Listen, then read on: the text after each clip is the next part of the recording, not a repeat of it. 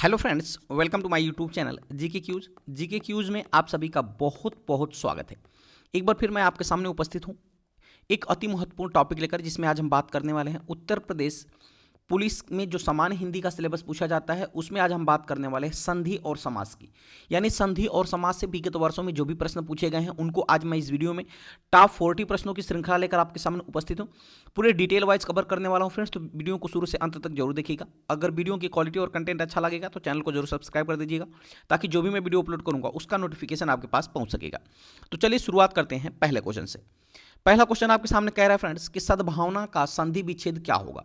देखिए फ्रेंड्स, जो भी प्रश्न मैंने लिया है ना वो पिछले विगत वर्षों में पूछे गए प्रश्न हैं। तो सद्भावना का संधि विच्छेद होगा फ्रेंड्स सत धन भावना। यानी इस क्वेश्चन का जो विकल्प है, विकल्प नंबर बी बिल्कुल सही हो जाएगा, सत धन भावना। अगर मैं इसमें संधि की बात करूं तो फ्रेंड्स इसमें जो संधि हो जाएगी वो हो जाएगी व्यंजन संधि। कौन सी संधि होगी? व्यंजन संधि। अच्छा, व्यंजन संधि का कौन सा भाग है? तो याद रखिएगा व्यंजन संधि का यह जसत्व संधि का उदाहरण है ना। किसका है? जसत्व संधि। अगर मैं जसत्व संधि की बात करूं तो जसत्व संधि का जो सूत्र होता है ये होता है झलाम जसवंते। क्या होता है? झलाम जसवंते इसका सूत्र होता है। तो इसका रूल क्या होता है फ्रेंड्स? तो याद रखिएगा, यानी जो झल प्रत्याहार के अंतर्गत जो भी वर्ण आते हैं, तो झल प्रत्याहार के अंतर्गत कौन कौन वर्ण आते हैं? तो याद रखिएगा इसके अंतर्गत आपके प्रत्येक वर्ग का पहला, दूसरा, तीसरा और चौथा वर्ण आता है। ठीक है, इसके अलावा स स स ह यानी उष्म व्यंजन भी आते हैं, तो उनके स्थान पे उस वर्ग का तीसरा अक्षर हो जाता है। तो त वर्ग का तीसरा अक्षर कौन सा हो जाएगा फ्रेंड्स? त वर्ग का तीसरा अक्षर हो जाएगा द। तो इसीलिए यहां पे त के स्थान पे क्या हो गया है? द हो गया है। तो यहां संधि अगर आपसे पूछेगा तो जसत्व संधि। ठीक है, और संधि विच्छेद पूछेगा तो सत धन भावना होगा। तो ये भी आपको याद रखना है। सूत्र पूछेगा तो जसत्व संधि का सूत्र होता है झलाम जसवंते। ये भी आपको याद रखना है। चलिए आगे बढ़ते हैं अगले क्वेश्चन की तरफ। अगला क्वेश्चन है स्वल्प का संधि विच्छेद क्या होगा। तो फ्रेंड देखिए, स्वल्प का जो संधि विच्छेद होगा वो होगा सुधन अल्प। यानी इस क्वेश्चन का जो विकल्प है, विकल्प नंबर डी बिल्कुल सही हो जाएगा।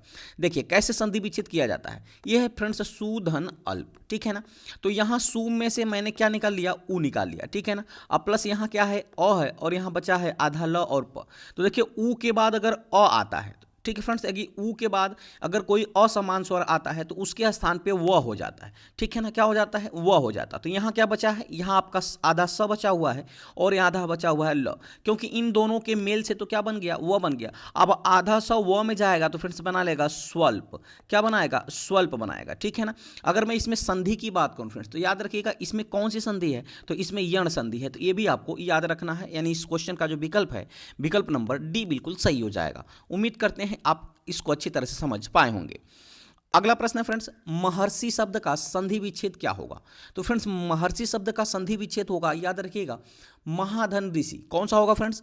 महाधन ऋषि होगा। यानी इस क्वेश्चन का विकल्प नंबर डी बिल्कुल सही हो जाएगा। महर्षि शब्द का संधि विच्छेद महाधन ऋषि हो जाएगा। ठीक है, अब देखिए इसका क्या है फ्रेंड्स, यहाँ संधि कौन सी है? तो यहाँ गुण संधि है। ठीक है ना, गुण संधि क्या कहता है? कहता है यदि अ या आ के बाद, यदि अ या आ के बाद कोई भी असमान स्वर आए, या क्रमशः अ या आ के बाद अगर ई आए तो ए हो जाएगा। ठीक है, अगर अ या आ के बाद फ्रेंड्स उ आए तो क्या हो जाएगा? ओ हो जाएगा। यदि अ या आ के बाद फ्रेंड्स याद रखिएगा अ या आ के बाद री आए तो क्या हो जाएगा? अर हो जाएगा।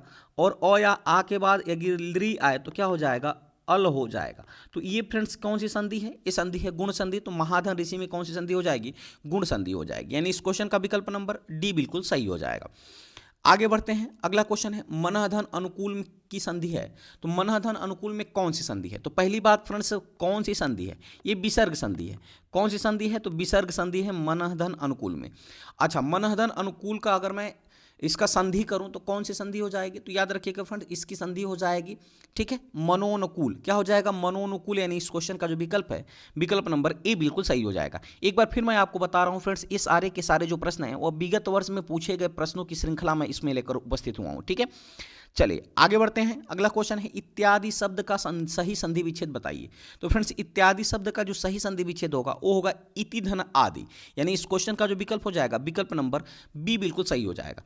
अगर मैं इसका संधि विच्छेद करूं तो देखिए फ्रेंड्स क्या है? इति धन आदि है। ठीक है, आप ध्यान से देखिएगा, इति, अगर मैं इसमें इत लिख करके इसमें से क्या निकाल लूं, ई निकाल लूं, अब प्लस यहाँ क्या है, आ है, ठीक है ना, और यहाँ क्या बचा है, दी।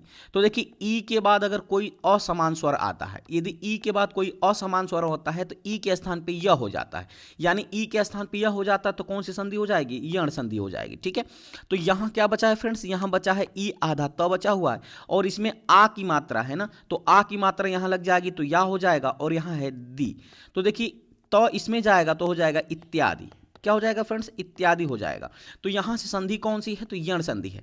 यण संधि कहता है फ्रेंड्स यदि ई उ, ठीक है, यदि ई उ री और लृ के बाद कोई असमान स्वर आए तो ई के स्थान पे क्रमशः ई, उ के स्थान पे क्रमशः उ, री के स्थान पे र और लृ के स्थान पे ल हो जाता है। तो ये क्या कहता है, यण संधि कहता है। तो यहाँ पे कौन सी संधि होगी फ्रेंड्स, तो यहाँ पे हो जाएगी इत्यादि में जो संधि होने वाली है वो हो जाएगी यण संधि, जिसका सूत्र होता है इको यणचि। सूत्र क्या होता है, इको यणचि, ये भी आपको याद रखना, हो सकता है आपसे एग्जाम में सूत्र पूछ ले। चलिए आगे बढ़ते हैं, अगला क्वेश्चन है शुभेच्छा का संधि विच्छेद क्या होगा। तो देखिए फ्रेंड्स, शुभेच्छा का जो संधि विच्छेद होगा, याद रखिएगा, इसका संधि विच्छेद होगा शुभधन इच्छा, यानी इस क्वेश्चन का जो विकल्प है विकल्प नंबर बी बिल्कुल सही हो जाएगा। शुभधन इच्छा, यानी यदि अ या आ के बाद अगर ई आ रहा है फ्रेंड्स, देखिए ना, यहाँ अ के बाद ई आया है तो क्या बना लिया है, ए बना लिया है। यदि अ के या ई के बाद ई आएगा तो ए बनाएगा, ठीक है, अगर ऊ आएगा तो ओ बनाएगा। तो ये कौन सी संधि होती है, ये होती है गुण संधि। कौन सी संधि होती है, गुण संधि होती है। तो फ्रेंड्स शुभेच्छा में कौन सी संधि हो जाएगी, गुण संधि हो जाएगी, और शुभेच्छा का संधि विच्छेद हो जाएगा शुभधन इच्छा, ये भी आपको याद रखना है। अगला प्रश्न है संकर शब्द का संधि विच्छेद कौन सा होगा। तो फ्रेंड्स याद रखिएगा, संकर शब्द का जो संधि विच्छेद होगा वो होगा समधन कर। क्या होगा, समधन कर, यानी इस क्वेश्चन का जो विकल्प है विकल्प नंबर ए बिल्कुल सही हो जाएगा, ठीक है। यहाँ कौन सी संधि है फ्रेंड्स, तो यहाँ आपकी व्यंजन संधि है, ये भी आपको याद रखना है। चलिए आगे बढ़ते हैं, अगला क्वेश्चन है मधुधन आरी में, मधुधन अरी में कौन सी संधि है, यानी मधुधन अरी का संधि विच्छेद संधि क्या होगा। तो फ्रेंड्स मधुधन अरी का संधि होगा मध्वरी, यानी इस क्वेश्चन का जो विकल्प है विकल्प नंबर बी बिल्कुल सही हो जाएगा। यानी देखिए कैसे इसको करते हैं, तो ये हो गया फ्रेंड्स मधु, क्या हो जाएगा मधु, और यहाँ हो गया अरी। यहाँ देखिए, यहाँ हो गया मध, मैंने इसमें से क्या निकाल लिया, ऊ निकाल लिया, और यहाँ क्या है, अ है, और यहाँ है री, याद रखिए, ठीक है। मैंने बताया फ्रेंड्स यदि ई ऊ री लृ के बाद कोई असमान स्वर आए तो ई के स्थान पे य, ऊ के स्थान पे व हो जाता है, ठीक है, ऊ के स्थान पे वह हो जाता है। और यहाँ क्या है फ्रेंड्स, यहाँ है म और आधा ध हो गया, और अ की मात्रा व में लग जाएगी, यहाँ क्या बच जाएगा, री बच जाएगा, तो ध उसमें जाएगा तो क्या हो जाएगा, मध्वरी हो जाएगा। क्या हो जाएगा फ्रेंड्स, मध्वरी। अगर मैं इसमें संधि की बात करूँ तो कौन सी संधि है, तो यह यण संधि इसमें है, ये भी आपको याद रखना है। अच्छा एक ट्रिक आप जान लो फ्रेंड्स, कहीं भी य व, ठीक है, कहीं भी य व र और ल, अगर इनमें कोई आधा वर्ण आता है फ्रेंड्स तो वहां सदैव कौन सी संधि होगी, वहां सदैव होने वाली है यण संधि। तो ये भी आपको याद रखना है। आगे बढ़ते हैं, अगला क्वेश्चन है एकाएक शब्द का संधि विच्छेद कौन सा है। तो देखिए फ्रेंड्स, एकाएक शब्द का संधि विच्छेद है एक धन एक, यानी इस क्वेश्चन का जो विकल्प है विकल्प नंबर ए बिल्कुल सही हो जाएगा। याद रखिएगा एक धन एक इसका संधि विच्छेद है। अच्छा ये किसका, कौन सी संधि अगर इसमें पूछ लिया जाए तो इसमें फ्रेंड्स संधि है वृद्धि संधि। कौन सी संधि है फ्रेंड्स, वृद्धि संधि है। वृद्धि संधि का सूत्र होता है वृद्धि रादैच, या इसको वृद्धि रेची भी कहा जाता है। तो ये भी आपको याद रखना है, इस क्वेश्चन का विकल्प नंबर ए बिल्कुल सही हो जाएगा। आगे बढ़ते हैं, अगला क्वेश्चन है सत्यार्थी शब्द का संधि विच्छेद है। देखिए फ्रेंड्स, सत्यार्थी शब्द का संधि विच्छेद हो जाएगा सत्य धन अर्थी, यानी इस क्वेश्चन का जो विकल्प है विकल्प नंबर सी बिल्कुल सही हो जाएगा। याद रखिएगा सत्य धन अर्थी बराबर होता है सत्यार्थी। इसका संधि विच्छेद कैसे करते हैं, देखिए यहाँ क्या हो जाएगा, स आधा त और यहाँ आधा य हो जाएगा फ्रेंड्स, इसमें से मैंने अ निकाल लिया, और यहाँ आपका क्या है, यहाँ भी अ है और यहाँ पे ऐसे हो जाएगा, ठीक है ना। देखिए अ और अ जहां भी सवर्णी वर्ण मिलेगा तो वहां दीर्घ बना लेगा, तो इन दोनों के स्थान पे इन दोनों के मेल से क्या बना लेगा, आ बना लेगा। यहाँ आधा स आधा त और आधा पूरा स आधा त और आधा य है, यहाँ आ है और यहाँ थी पर मात्रा है रेफ की मात्रा, ठीक है। अ की मात्रा इसमें लगेगी तो क्या हो जाएगा फ्रेंड्स, स आधा तो सत्यार्थी हो जाएगा। तो ये भी आपको याद रखना है। अगर मैं इसमें संधि की बात करूं फ्रेंड्स तो याद रखिएगा इसमें कौन सी संधि हो जाएगी, तो देखिए मैंने क्या बताया था, यदि य व र और ल में कोई आधा वर्ण आएगा तो वहाँ कौन सी संधि होगी, वहाँ यण संधि हो जाएगी, ठीक है ना। तो अगर मैं इसमें संधि की बात करूँ तो इसमें कौन सी संधि हो जाएगी, यण संधि हो जाएगी, यानी इस क्वेश्चन का विकल्प नंबर सी बिल्कुल सही हो जाएगा। कौन सी संधि होगी फ्रेंड्स, सॉरी दीर्घ संधि होगी, यण संधि नहीं होगी, दीर्घ संधि हो जाएगी, क्योंकि सत्य धन अर्थी है ना, यहाँ सत्य पूरा लिया गया है ना। अगर यहीं से टूट जाता, ठीक है, यहीं से अगर टूट जाता तो कौन सी संधि हो जाती, तब वहाँ यण संधि होती, ठीक है ना। कौन सी संधि होगी फ्रेंड्स, यहाँ दीर्घ संधि होगी, अ और आ मिलके आ बनाया है, ठीक है। चलिए आगे बढ़ते हैं। अगला क्वेश्चन है नरेश का सही संधि विच्छेद क्या होगा। तो फ्रेंड्स याद रखिएगा, नरेश का संधि विच्छेद होगा नर धन ईस। क्या होगा फ्रेंड्स, नर धन ईस, यानी इस क्वेश्चन का जो विकल्प है, विकल्प नंबर डी बिल्कुल सही हो जाएगा। नर धन ईस में कौन सी संधि है, तो इसमें गुण संधि है। कौन सी संधि है फ्रेंड्स, गुण संधि है, जिसका सूत्र होता है आद गुण, ये भी आपको याद रखना है। चलिए आगे बढ़ते हैं। अगला क्वेश्चन है तथैव का सही संधि विच्छेद क्या होगा। तो फ्रेंड्स तथैव का सही संधि विच्छेद हो जाएगा तथा धन एव। क्या होगा, तथा धन एव, यानी इस क्वेश्चन का जो विकल्प है, विकल्प नंबर ए बिल्कुल सही हो जाएगा। यहाँ देखिए फ्रेंड्स, अ या आ के बाद अगर ए या अय आएगा तो यहाँ सदैव क्या हो जाएगा, अय हो जाएगा। तो यहाँ कौन सी संधि है, यहाँ वृद्धि संधि है। कौन सी संधि है फ्रेंड्स, वृद्धि संधि है, यानी इस क्वेश्चन का विकल्प नंबर ए बिल्कुल सही हो जाएगा। तथैव में वृद्धि संधि है और तथा धन एव इसका संधि विच्छेद हो जाएगा। आगे बढ़ते हैं। अगला क्वेश्चन है अत्याचार का सही संधि विच्छेद कौन सा होगा। तो फ्रेंड्स याद रखिएगा, अत्याचार का सही संधि विच्छेद हो जाएगा अति धन आचार। क्या हो जाएगा, अति धन आचार, यानी इस क्वेश्चन का जो विकल्प है, विकल्प नंबर सी बिल्कुल सही हो जाएगा। यहाँ देखिए फ्रेंड्स, जो अति है ना, अति में जो य ई है, अति ई किस में बदल गया है, य में बदल गया है। तो ई जब य में बदलता है, तो मैंने आपसे बताया था कि ई जब य में बदलेगा तो कौन सी संधि होगी, यण संधि होगी। तो इसमें अगर संधि पूछ लिया जाए तो इसमें यण संधि होगी, यानी इस क्वेश्चन का विकल्प नंबर क्या हो जाएगा, सी बिल्कुल सही हो जाएगा। अत्याचार में कौन सी संधि होगी, तो यण संधि होगी, जिसका संधि विच्छेद होगा अति धन आचार, ये भी आपको याद रखना है। आगे बढ़ते हैं। अगला क्वेश्चन है नाविक का सही संधि विच्छेद है। तो फ्रेंड्स नाविक का सही संधि विच्छेद अगर मैं बात करूं तो ये हो जाएगा नौ धन इक। क्या हो जाएगा, नौ धन इक नाविक का सही संधि विच्छेद हो जाएगा, ठीक है। अगर मैं इसमें एक संधि की बात करूं, कौन सी संधि है, तो इसमें फ्रेंड्स अयादि संधि है, ये आपको याद रखना है, अयादि संधि है नाविक में, ठीक है। अच्छा, अगर मैं बात करूं कि अयादि संधि का सूत्र क्या होता है, तो एचो एवावाव। क्या होता है, एचो एवावाव, इसका सूत्र होता है, ये भी आपको याद रखना है। अगला प्रश्न है उज्ज्वल का सही संधि विच्छेद कौन सा होगा। तो फ्रेंड्स उज्ज्वल का सही संधि विच्छेद होगा उत धन ज्वल। क्या होगा, उत धन ज्वल, यानी इस क्वेश्चन का विकल्प नंबर ए बिल्कुल सही हो जाएगा। उत धन ज्वल हो जाएगा उज्ज्वल का संधि विच्छेद, ये भी आपको याद रखना है। अगर मैं इसमें संधि की बात करूं तो कौन सी संधि है फ्रेंड्स, इसमें व्यंजन संधि है, ये भी आपको याद रखना है। आगे बढ़ते हैं। अगला क्वेश्चन है दिगंबर का सही संधि विच्छेद क्या होगा। तो फ्रेंड्स दिगंबर का जो संधि विच्छेद होगा वो होगा दिक धन अंबर, यानी विकल्प नंबर डी बिल्कुल सही हो जाएगा। दिक धन अंबर दिगंबर का संधि विच्छेद हो जाएगा। यहां मैं संधि की बात करूं तो कौन सी संधि हो जाएगी, तो मैंने आपसे बताया था फ्रेंड्स, जहां पे क, ख और ग, यहां भी व्यंजन संधि है, और व्यंजन संधि का कौन सा है, तो याद रखिएगा यहां जसत्व संधि है। कौन सा संधि है, जसत्व संधि, जिसका सूत्र होता है झलाम झलाम जस अंते, ठीक है ना। यानी उसका तीसरा हो जाता है, कौन सा अक्षर हो जाता है, तीसरा अक्षर बना लेता है। तो झल के बाद अगर झल प्रत्याहार के अंतर्गत आने वाला वर्ण, अगर वर्ण जो है फ्रेंड्स उसके वो किस में बदल जाता है, वो जस में बदल जाता है। जस मतलब जब गण दस में बदल जाता है। तो यहाँ पे क जो है वो किस में बदल जाएगा, ग में बदल जाएगा। तो यहाँ हो जाएगा दिक धन अंबर, यानी दिगंबर हो जाएगा, यानी इस क्वेश्चन का विकल्प नंबर डी बिल्कुल सही हो जाएगा, ये आपको याद रखना है। अगला प्रश्न है संधि में कितने भेद होते हैं। तो फ्रेंड्स आपको बताना है संधि में कुल कितने भेद होते हैं। तो संधि के कुल 3 भेद होते हैं, ठीक है ना। एक आपका होता है फ्रेंड्स स्वर संधि। क्या होता है, स्वर संधि। दूसरा होता है व्यंजन संधि। कौन सा होता है, व्यंजन संधि। और तीसरा होता है विसर्ग संधि, ये आपको याद रखना है। तो संधि के 3 भेद, स्वर संधि, व्यंजन संधि और विसर्ग संधि। जहां स्वर वर्णों का मेल होता है फ्रेंड्स, वहां कौन सी संधि होती है, तो वहां होती है स्वर संधि। जहां स्वर या व्यंजन या व्यंजन का मेल होता है, वहां व्यंजन संधि होती है। जहां विसर्ग का और स्वर चाहे व्यंजन का मेल होता है, वहाँ कौन सी संधि होती है, वहाँ होती है आपकी फ्रेंड्स याद रखिएगा विसर्ग संधि। तो उम्मीद करते हैं इतना आप अच्छी तरह से समझ पाए होंगे। एक बार फिर मैं आपको बता दूं, ये सारा का सारा प्रश्न विगत वर्ष में पूछे गए प्रश्न हैं, ठीक है। चलिए आगे बढ़ते हैं। अगला क्वेश्चन है पुस्तकालय में कौन सी संधि है। तो फ्रेंड्स पुस्तकालय की बात करूं तो इसमें आपकी वृद्धि संधि है ना, यानी इस क्वेश्चन का जो विकल्प है विकल्प नंबर सी बिल्कुल सही हो जाएगा। इसका मैं संधि विच्छेद करूंगा तो हो जाएगा पुस्तक धन आलय। क्या होने वाला है फ्रेंड्स, तो होने वाला है पुस्तक धन आलय।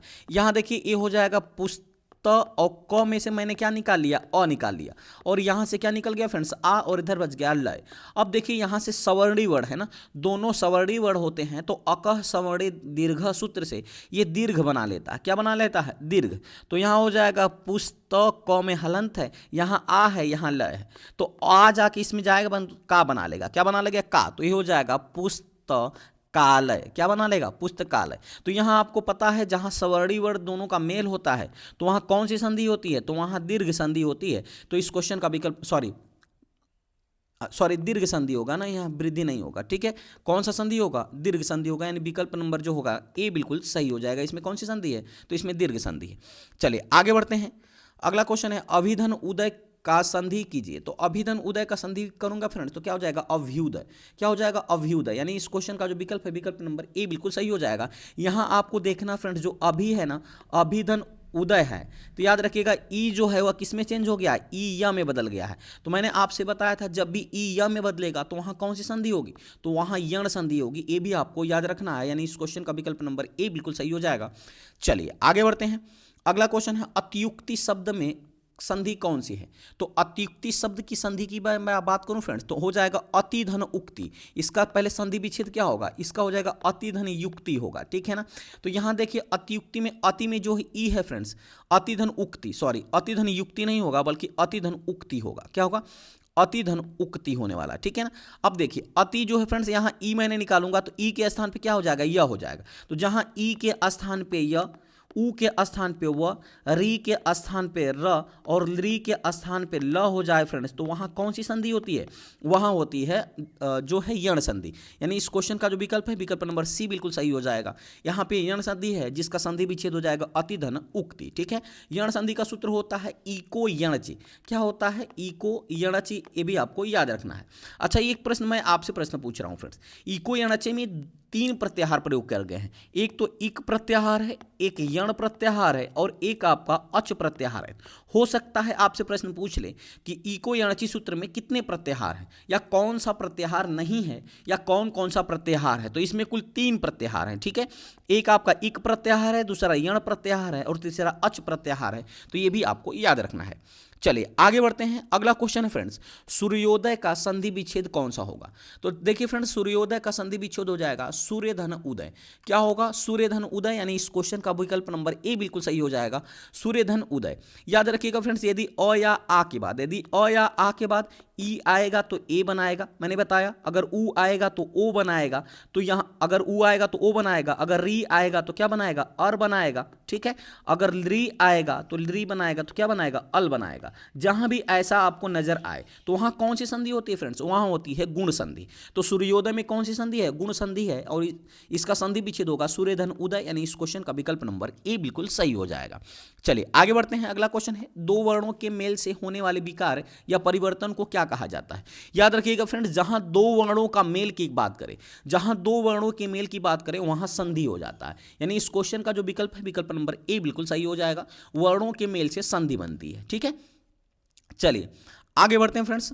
अगला क्वेश्चन है पवन का संधि विच्छेद क्या होगा। तो देखिए फ्रेंड्स, पवन का जो संधि विच्छेद हो जाएगा वो पो धन अन होता है। क्या होता है, पो धन अन होता है, यानी पवन का संधि विच्छेद हो जाएगा पो धन अन। यानी इस क्वेश्चन का विकल्प नंबर जो हो जाएगा फ्रेंड्स ए बिल्कुल सही हो जाएगा। अगर मैं इसमें संधि की बात करूं तो फ्रेंड्स इसमें कौन सी संधि हो जाएगी, तो इसमें याद रखिएगा इसमें अयादि संधि होगी। कौन सी संधि होगी, अयादि संधि होगी, जिसका सूत्र होता है एचो अयवावह। क्या होता है, एचो अयवावह, इसका सूत्र होता है, ये भी आपको याद रखना है। आगे बढ़ते हैं। अगला क्वेश्चन है निम्न में से कौन सा द्विगु समास का उदाहरण है। तो पहली बात, द्विगु समास क्या होता है फ्रेंड्स, तो याद रखिएगा जिसमें पहला पद संख्यावाची हो, जिसमें पहला पद संख्यावाची हो और दूसरा पद जो होता है वह संज्ञा हो। दूसरा पद क्या हो फ्रेंड्स, संज्ञा हो। पहला पद संख्यावाची और दूसरा पद संज्ञा हो, वहाँ क्या होता है, वहाँ द्विगु समास होता है। तो याद रखिएगा जो पंसेरी है फ्रेंड्स, इसमें पन से क्या पता चल रहा है, 5। पन से क्या पता चल रहा है, 5 चल रहा है। तो ये पहला पद क्या मिल गया, पहला पद मिल गया आपको संख्यावाची। तो यहाँ पंसेरी में कौन सा समास हो जाएगा, द्विगु समास हो जाएगा। ये भी आपको याद रखना है। आगे बढ़ते हैं। अगला क्वेश्चन है नवरत्न किस समास का उदाहरण है। तो यहाँ भी आप देखिए फ्रेंड्स, नवरत्न में जो 9 आया है ना, यह संख्या 9 को दर्शा रहा है। तो नवरत्न में कौन सा समास हो जाएगा, तो ये हो जाएगा आपका द्विगु समास। यानी इस क्वेश्चन का जो विकल्प है विकल्प नंबर डी बिल्कुल सही हो जाएगा। आगे बढ़ते हैं। अगला क्वेश्चन है पुस्तकालय शब्द का किस समास का उदाहरण है। पुस्तकालय शब्द किस समास का उदाहरण है। तो याद रखिएगा फ्रेंड्स, पुस्तकालय में क्या हो जाएगा, इसका अगर मैं समास विग्रह करूंगा तो हो जाएगा पुस्तक के लिए आलय। क्या हो जाएगा, पुस्तक के लिए आलय। तो यहाँ देखिए फ्रेंड्स, यहाँ क्या छिपा हुआ है, यहाँ छिपा हुआ है के लिए। जहाँ भी विभक्ति चिन्ह छिपा होता है वहाँ कौन सा समास होता है, वहाँ तत्पुरुष समास होता है। यानी इस क्वेश्चन का जो विकल्प है, विकल्प नंबर ए बिल्कुल सही हो जाएगा। अगर मैं पूछूं कि कौन सा तत्पुरुष समास है, तो यह जो हो जाएगा ये संप्रदान तत्पुरुष है। क्या है फ्रेंड्स, संप्रदान तत्पुरुष है। यानी इस क्वेश्चन के विकल्प की बात करूं तो इस विकल्प नंबर ए बिल्कुल सही हो जाएगा। ठीक है, चलिए आगे बढ़ते हैं। अगला क्वेश्चन है अनुरूप में कौन सा समास है। तो याद रखिएगा फ्रेंड्स, अनुरूप में जो होगा ये अव्ययी भाव समास हो जाएगा। यानी इस क्वेश्चन का जो विकल्प है, विकल्प नंबर डी बिल्कुल सही हो जाएगा। अव्ययी भाव समास क्या कहता है, पहला पद अव्यय हो। क्या हो फ्रेंड्स, पहला पद अव्यय हो या पहला पद उपसर्ग हो। पहला पद अव्यय हो या पहला पद उपसर्ग हो, वहां कौन सा समास होता है, वहां जो होगा अव्ययी भाव स्वरूप हो जाएगा, अव्ययी भाव समास हो जाएगा। अनुरूप का मतलब होता है रूप के अनुसार, ठीक है ना। तो अनु यहां पे क्या लगा हुआ है, अनु यहां पे उपसर्ग लगा हुआ है। तो इससे हम तुरंत पकड़ लेंगे कि कौन सा समास हो जाएगा, अव्ययी भाव समास हो जाएगा। जैसे मैं बात करूं यथासंभव, यथासंभव में बात करूं तो यहां भी यथा लगा हुआ है, तो ये कौन सा समास है, अव्ययी भाव समास है। ठीक है, ये भी आपको याद रखना है। आगे बढ़ते हैं। अगला क्वेश्चन है राज दरबार में कौन सा समास है। तो फ्रेंड्स, राज दरबार में अगर मैं बात करूं तो ये तत्पुरुष समास हो जाएगा, क्योंकि इसका जो समास होगा ना, ये हो जाएगा राजा का दरबार। क्या हो जाएगा, इसका विग्रह हो जाएगा राजा का दरबार। और आप देख रहे हैं जहां भी विभक्ति चिन्ह का लोप होता है, जहां भी विभक्ति चिन्ह का लोप होता है वहां कौन सा समास होता है, वो तत्पुरुष समास हो जाता है। यहाँ कौन सा तत्पुरुष है, तो यहाँ संबंध तत्पुरुष है। ये भी आपको याद रखना पड़ेगा। चलिए आगे बढ़ते हैं। अगला क्वेश्चन है देशभक्ति में कौन सा समास है। तो फ्रेंड्स, देशभक्ति में भी तत्पुरुष समास ही है। यानी इस क्वेश्चन का विकल्प नंबर बी बिल्कुल सही हो जाएगा। इसका मैं अगर समास विग्रह करूं तो हो जाएगा देश के लिए भक्ति। क्या हो जाएगा, देश के लिए भक्ति। यहाँ पे क्या हो जाएगा, तत्पुरुष समास हो जाएगा। यहाँ पे क्या आया है, के लिए आया है, यानी के लिए विभक्ति चिन्ह का लोप हुआ है। तो ये कौन सा समास अगर पूछ लिएगा कि कौन सा तत्पुरुष है, तो ये हो जाएगा संप्रदान तत्पुरुष। कौन सा होगा फ्रेंड्स, संप्रदान तत्पुरुष। ये भी आपको याद रखना है। अगला प्रश्न है पंचवटी में कौन सा समास होगा। तो देखिए फ्रेंड्स, पंचवटी, यहां पंच आ गया है, तो पंच से का मतलब पांच, तो पंच का मतलब पांच, यानी पांच वटों का समाहार, पांच वटों का समाहार। तो कह सकते हैं यहां पे द्विगु समास होगा, क्योंकि पहला जो पद है वो क्या है, संख्यावाची है। तो इस क्वेश्चन का विकल्प नंबर सी बिल्कुल सही हो जाएगा। आगे बढ़ते हैं। अगला क्वेश्चन है यथासंभव में कौन सा समास होगा। आगे पीछे भी मैंने बताया फ्रेंड्स कि यथासंभव में अव्ययी भाव समास हो जाएगा। यथाशक्ति, यथासंभव, अनुरूप, ऐसे में कौन सा समास होता है, तो अव्ययी भाव समास होता है। यानी पहला पद अव्यय हो या उपसर्ग लगा हो तो वहां पे होता है अव्ययी भाव समास। यानी इस क्वेश्चन का विकल्प नंबर ए बिल्कुल सही हो जाएगा। अगला प्रश्न है समास के दो पदों को अलग करने को क्या कहा जाता है। तो याद रखिएगा फ्रेंड्स, समास के जब दो पदों को अलग किया जाता है तो उसको समास विग्रह कहा जाता है। यानी इस क्वेश्चन का जो विकल्प है, विकल्प नंबर सी बिल्कुल सही हो जाएगा। ठीक है, ये भी आपको याद रखना है। आगे बढ़ते हैं। अगला क्वेश्चन है नीलांबर शब्द में कौन सा समास है। तो फ्रेंड्स याद रखिएगा, नीला है अंबर जो, उसी को क्या कहा जाता है, नीलांबर कहा जाता है। तो नीलांबर में जो कौन सा समास होगा, तो यहां पे कर्मधारय समास हो जाएगा। यानी इस क्वेश्चन का विकल्प नंबर डी बिल्कुल सही हो जाएगा। कर्मधारय समास क्या होता है फ्रेंड्स, तो पहला पद जो होता है वो विशेषण होता है और दूसरा पद जो होता है वो विशेष्य होता है। याद रखिएगा, पहला पद विशेषण और दूसरा पद विशेष्य होता है। विशेषण क्या करता है, किसी जो विशेष की विशेषता बताता है विशेषण, ठीक है ना। जहां विशेषण और विशेष्य मिलेगा वहां कौन सा समास होगा, वहां कर्मधारय समास होगा। यानी इस क्वेश्चन का विकल्प नंबर जो है डी बिल्कुल सही हो जाएगा। चलिए आगे बढ़ते हैं। अगला क्वेश्चन है तिरंगा में कौन सा समास होगा। तो याद रखिएगा फ्रेंड्स, तिरंगा, तिरंगा मतलब होता है तीन रंगों का समाहार। तो तिरंगा किसे कहते हैं, तीन रंगों का समाहार। तो इसमें तीन आ गया है ना, तो संख्यावाची आ गया है, तो यहां पे द्विगु समास होगा। यानी इस क्वेश्चन का जो विकल्प हो जाएगा, विकल्प नंबर बी बिल्कुल सही हो जाएगा। चलिए आगे बढ़ते हैं। अगला क्वेश्चन है जिस समास का कोई पद प्रधान नहीं होता है उसे कहते हैं। तो याद रखिएगा फ्रेंड्स, जिस भी समास का कोई पद प्रधान नहीं होता है उसको कहा जाता है बहुब्रीहि समास। यानी जिस समास का कोई भी पद प्रधान नहीं होता, यानी तीसरा पद प्रधान होता है, वहां बहुब्रीहि समास होता है। तो ये भी आपको याद रखना होगा। जैसे हो जाएगा फ्रेंड्स लंबोदर, याद रखिएगा लंबोदर, लंबोदर में कौन सा समास होगा, तो ये बहुब्रीहि समास होगा। लंबा धन उदर, लंबा है उदर जिसका, अर्थात भगवान गणेश। यानी कहने का मतलब फ्रेंड्स, लंबा अपना लंबा अर्थ छोड़ दिया, उदर मतलब पेट, तो ये दोनों अपने अर्थ छोड़ करके तीसरे का अर्थ दे रहे हैं। तो जब भी दो पद अपने अर्थ को त्याग कर तीसरे का अर्थ देंगी, वहां पे कौन सा समास होगा, वहां बहुब्रीहि समास होगा। इसमें ना तो पहला पद प्रधान होता है ना तो दूसरा पद प्रधान होता है, इसमें कौन सा पद होता है, तीसरा पद प्रधान होता है। तो ये क्वेश्चन विकल्प नंबर डी बिल्कुल सही हो जाएगा, ये भी आपको याद रखना है। एक होता है चतुर्भुज, अगर मैं चतुर्भुज की बात करूं तो चार भुजाओं वाला अर्थात कौन फ्रेंड्स, तो याद रखिएगा चार भुजाओं वाला अर्थात हो जाएगा भगवान विष्णु। यहाँ पे कौन से, देखिए यहाँ चतुर भी है तो यहाँ याद रखिएगा यहाँ द्विगु समास भी हो सकता है, लेकिन जब ऑप्शन में बहुब्रीहि नहीं रहेगा तब आप द्विगु लगाएंगे, और जब बहुब्रीहि रहेगा तो यहाँ कौन सा समास हो जाएगा, यहाँ आपका हो जाएगा, याद रखिएगा यहाँ हो जाएगा बहुब्रीहि समास। चलिए आगे बढ़ते हैं, अगला क्वेश्चन है बहुब्रीहि समास का उदाहरण कौन सा है। तो फ्रेंड्स बहुब्रीहि उदाहरण का समास अभी मैंने बताया चतुर्भुज है, यानी इस क्वेश्चन का विकल्प नंबर सी बिल्कुल सही हो जाएगा। ठीक है, चलिए आगे बढ़ते हैं, अगला क्वेश्चन है राजपुत्र में कौन सा समास है। तो फ्रेंड्स राजपुत्र में जो है ये भी तत्पुरुष समास ही है। राजपुरुष का अगर मैं बात करूं, इस राजपुत्र का मैं बात करूं, इसका विग्रह क्या हो जाएगा, तो हो जाएगा राजा का पुत्र। क्या हो जाएगा फ्रेंड्स, राजा का पुत्र। यहाँ पे किसका लोप हुआ है, यहाँ विभक्ति का चिन्ह का लोप हुआ है, तो जहां विभक्ति चिन्ह का लोप होगा वहां कौन सा समास, तो वहां हो जाएगा तत्पुरुष समास। और कौन सा तत्पुरुष, तो यहाँ संबंध तत्पुरुष है, ये भी आपको याद रखना है। चलिए आगे बढ़ते हैं, अगला क्वेश्चन है गंगा जल शब्द में समास का भेद बताइए। तो गंगा जल में कौन सा समास है, तो फ्रेंड्स गंगा जल में भी तत्पुरुष समास ही है, यानी गंगा का जल, इसका क्या हो जाएगा गंगा का जल। तो यहाँ भी का लोप हुआ है तो यहाँ भी संबंध तत्पुरुष होगा, यानी विकल्प नंबर ए बिल्कुल सही हो जाएगा। अगला प्रश्न है सतसई शब्द में कौन सा समास है। तो फ्रेंड्स याद रखिएगा सतसई, सत से क्या पता चलता है सात, सत से क्या पता चलता है सात पता चलता है, तो इसका मतलब हो जाएगा कि यह क्या है, तो यह द्विगु समास हो जाएगा, क्योंकि पहला शब्द ही संख्यावाची हो गया, तो इसका विकल्प नंबर बी बिल्कुल सही हो जाएगा। आगे बढ़ते हैं, अगला क्वेश्चन है आमरण में कौन सा समास है। तो देखिए फ्रेंड्स आमरण में समास पूछ रहा है, तो मरण के पहले आ उपसर्ग लगा हुआ है, मरण के पहले आ उपसर्ग लगा हुआ है, तो जहां भी आ उपसर्ग लगे चाहे अव्यय आए तो वहां कौन सा समास होता है, वहां अव्ययी भाव समास होता है, यानी इस क्वेश्चन का जो विकल्प है विकल्प नंबर बी बिल्कुल सही हो जाएगा। तो उम्मीद करते हैं फ्रेंड्स ये टॉप 40 प्रश्नों की जो श्रृंखला है आपको अच्छी तरह से समझ में आई होगी। यह सारे के सारे जो प्रश्न फ्रेंड्स ये आपकी यूपी पुलिस के विगत एग्जाम में पूछे गए प्रश्न हैं। तो उम्मीद करते हैं आपको अच्छा लगा होगा। अगर वीडियो की क्वालिटी और कंटेंट अच्छा लगे तो चैनल को सब्सक्राइब करते हुए बेल आइकन दबाना मत भूलिएगा, ताकि जो भी मैं वीडियो अपलोड करूंगा उसका नोटिफिकेशन आपके पास पहुंच सकेगा। तो चलिए मिलते हैं ऐसे ही मजेदार टॉपिक के साथ अगली वीडियो में, तब तक के लिए बहुत बहुत धन्यवाद। Thanks for watching.